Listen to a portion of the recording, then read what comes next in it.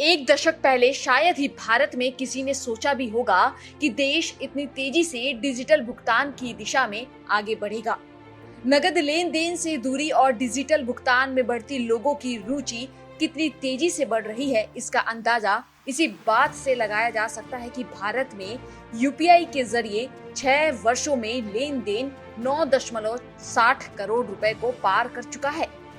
भुगतान को लेकर जो क्रांति भारत में आई है, उसी पर विस्तार से चर्चा करेंगे। भारत ने डिजिटल भुगतान की दिशा में हासिल किया महत्वपूर्ण स्थान। मार्च 2022 में यूपीआई ने पहली बार एक महीने में 5 बिलियन लेन देन का रिकॉर्ड बनाया। यह उपलब्धि डिजिटल पेमेंट सिस्टम के लिए मील का पत्थर है। 8 नवंबर 2016 को हुई नोटबंदी से पहले जहां 48 करोड़ रुपए प्रति माह का ही डिजिटल पेमेंट होता था, वहीं 6 साल बाद अब 9.60 लाख करोड़ का पेमेंट हर महीने यूपीआई के जरिए हो रहा है। अब जरा इस वीडियो को गौर से देखिए।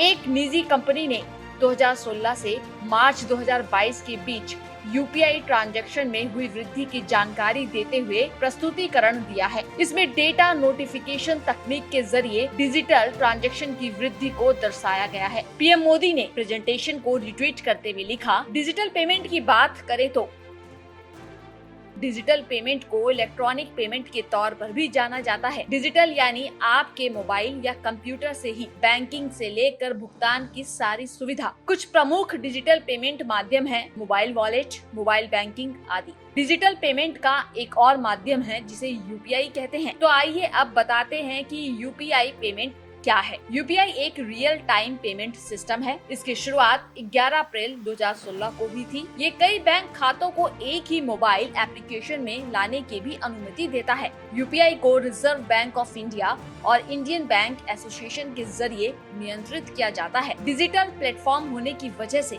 किसी भी समय, छुट्टियों वाले दिन भी इसका इस्तेमाल आसानी से किया जा सकता है। बिजली पानी का बिल भुगतान, किसी दुकानदार को पेमेंट करने आदि के लिए बहुत सुविधाजनक है। यह एक ऐसा प्रयोग है जो कई बैंक अकाउंट को एक मोबाइल एप्लीकेशन के जरिए रकम स्थानांतरित करने की अनुमति देता है। यूपीआई काम कैसे करता है और ये कितना सुरक्षित है, इसके बारे में भी आपको जानकारी देते हैं। यूपीआई की सेवा लेने के लिए आपको एक वर्चुअल पेमेंट एड्रेस तैयार करना होता है। इसके बाद इसे आपको अपने बैंक अकाउंट से लिंक करना होता है। वर्चुअल पेमेंट एड्रेस आपका वित्तीय पता बन जाता है।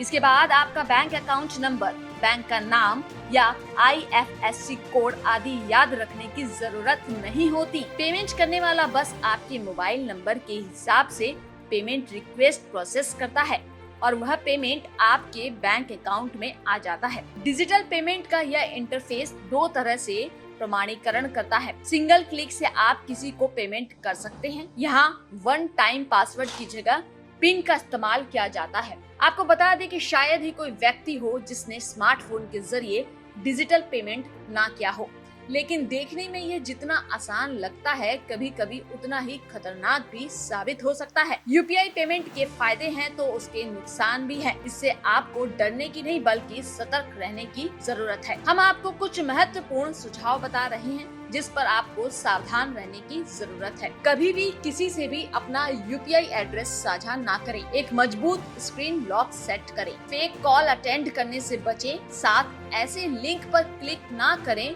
जो सत्यापित ना हो। यूपीआई ऐप को नियमित रूप से अपडेट करें। एक से अधिक ऐप का उपयोग करने से बचें। आने वाले समय में डिजिटल भुगतान में और तेजी देखने को मिलेगी। वो दिन दूर नहीं जब देश कैशलेस होकर डिजिटल भुगतान की प्रक्रिया को पूरी तरह से अपना लेगा। हालांकि इस प्रक्रिया को अपनाने से पहले आपको कुछ सावधानियां भी बरतनी होंगी जो आपके खाते को सुरक्षित बनाएगी और लेन देन को आसान।